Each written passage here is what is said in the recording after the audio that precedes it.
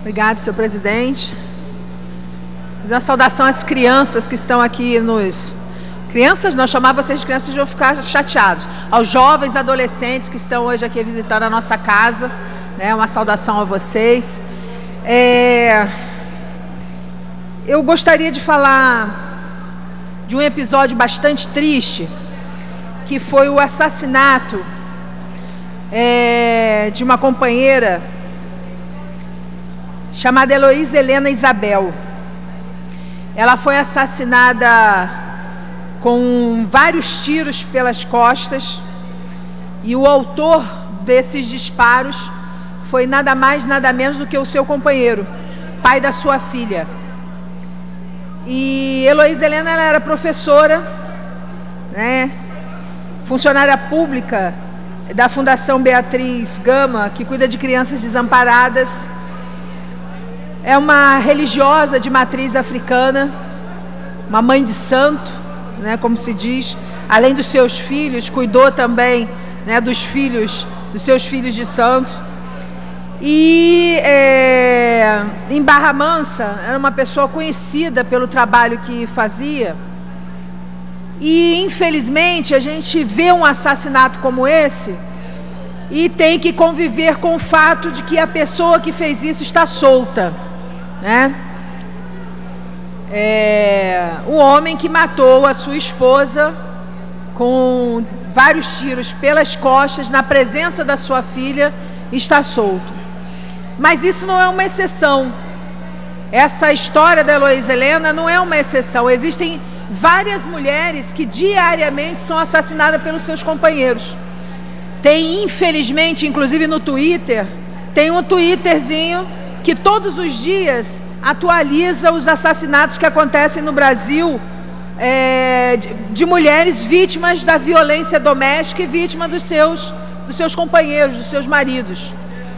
E isso é uma questão, é quase que como se fosse uma coisa normal, né?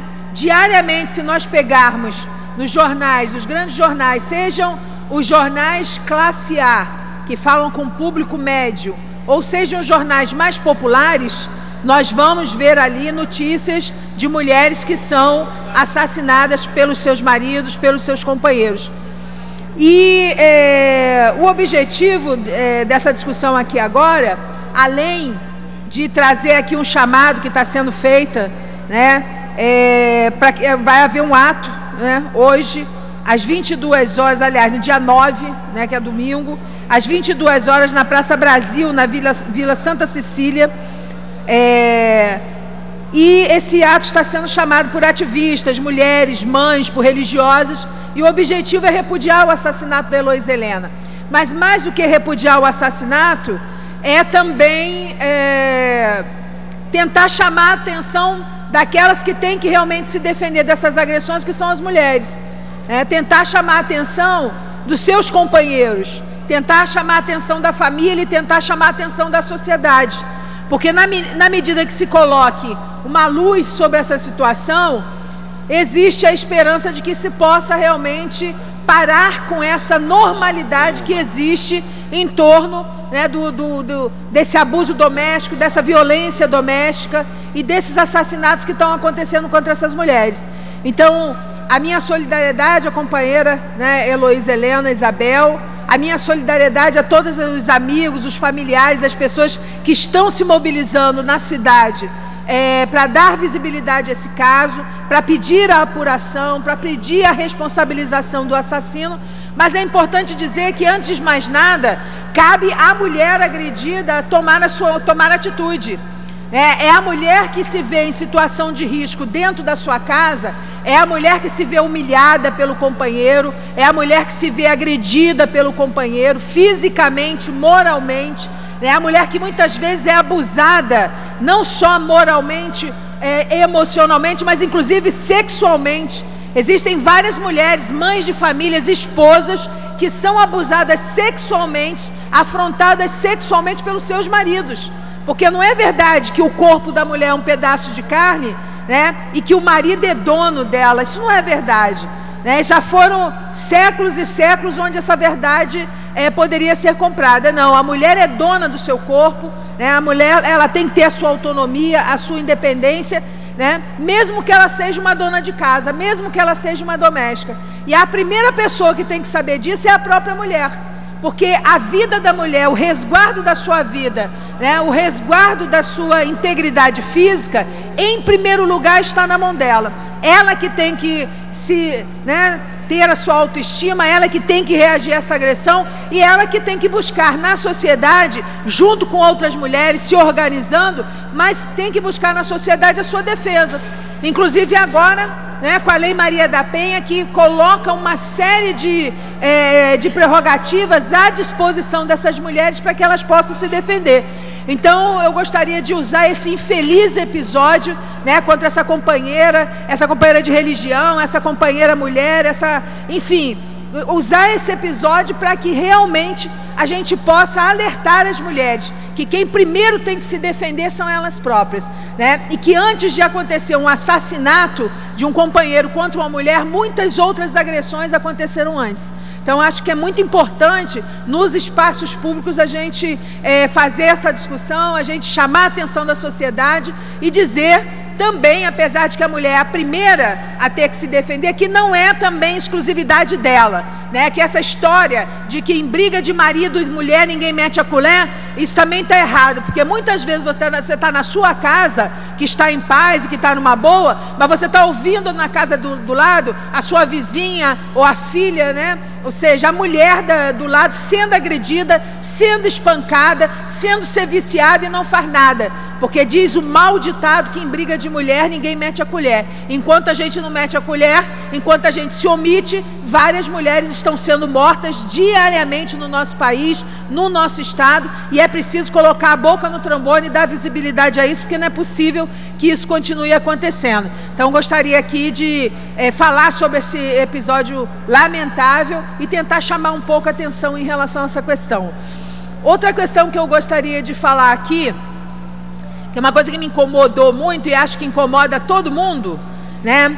Que tem casa, que tem família, que tem contas a pagar. Nós chegamos agora, né, início do mês, recebe o salário e tem que pagar as contas.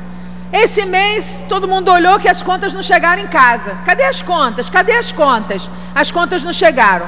Aí, mas o que aconteceu que as contas não chegaram? Ah, está em greve os Correios. Os Correios estão em greve. Então as contas não chegaram. Aí vai lá, tem a orientação. Olha, se você não pegar o telefone e não ligar, né, para a empresa e pedindo que eles mandem a fatura ou pela internet ou por outro jeito, você vai pagar juros e correção monetária. Quer dizer, você vai pagar, está escrito aí nos jornais, vai pagar juros e correção monetária.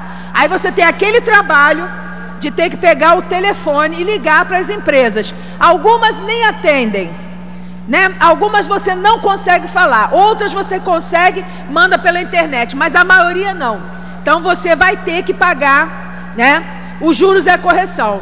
Mas aí você conseguiu algumas que vieram pela internet, aí você vai pagar. Aí chega lá, o banco está em greve. Aí o banco está em greve, em alguns caixas eletrônicos estão funcionando, mas com limites, né? Com limites, você não consegue fazer todas as operações porque tem uns limites. Então, para a gente ver como a nossa vida é afetada. Agora, de quem que é a culpa disso? A culpa é do carteiro, né, que, coitado, recebe um salário miserável e tem que andar horas e horas e horas, né, para poder sustentar a sua família com esse emprego. A culpa é do carteiro que está fazendo greve? São dos profissionais do Correio que estão fazendo greve? Eu acho que não.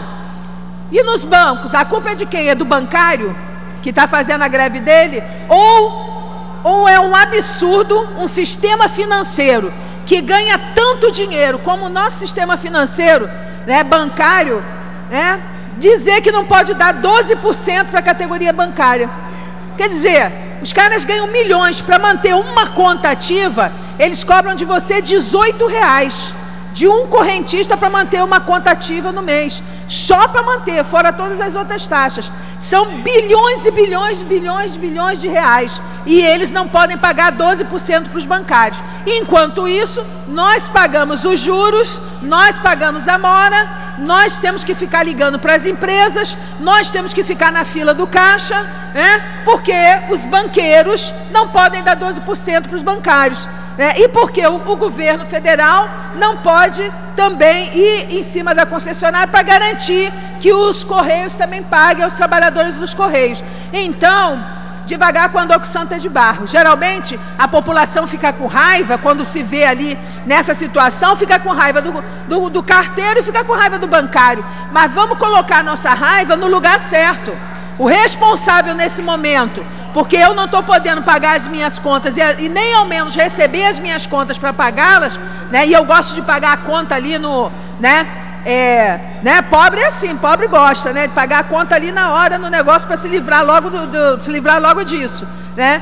E não dá por quê? Não dá porque o sistema financeiro brasileiro, bancário, não pode dar 12% para os bancários e os Correios não podem também atender as indicações. Então, queria deixar aqui a minha solidariedade aos trabalhadores bancários, a minha solidariedade aos carteiros e dizer, né, aos banqueiros, né, e dizer aí ao governo que eles tomem vergonha na cara, eles ganham muito dinheiro, né, que tomem vergonha na cara e paguem os trabalhadores. Para concluir, eu também queria dizer o seguinte: hoje eu recebi ali no meu Twitter uma notícia dizendo que o comandante do Corpo de Bombeiros de Cabo Frio está chamando alguns bombeiros, né, via regulamento para punir esses bombeiros porque eles estão participando de atos públicos, porque eles estariam organizando a participação no ato público onde estaria o governador Sérgio Cabral. Inclusive, o dirigente deles, o Cabo Daciolo, também recebeu um memorando chamando a responder, a ser responsabilizado por participar de uma mobilização. Algumas pessoas falam, mas eles são militares, o regimento é militar, então realmente eles não podem. Então que se mude o regimento. O fato de você ser militar, o fato de existir uma hierarquia, o fato de existir uma disciplina, não significa existir desrespeito, né, ao direito das pessoas, como está escrito na Constituição, livremente se manifestar. Então, se o regimento não está de acordo com as normas democráticas que nós conquistamos no nosso país, porque há 25 anos atrás, eu também fui presa por participar, como funcionária pública, por participar de manifestações. E nós lutamos e conseguimos vencer isso. Então, não acho justo que existam duas categorias de cidadãos, os civis e os militares, né? Os civis podem sim se manifestar, podem brigar, e os militares não podem, mesmo tendo necessidade, mesmo tendo família, mesmo ganhando mal, né? Mesmo precisando se defender. Então, eu gostaria aqui de manifestar o meu repúdio a esses comandantes do Corpo de Bombeiros de Cabo Frio e a todos os outros comandantes, coronéis, né, que não estão entendendo a situação da corporação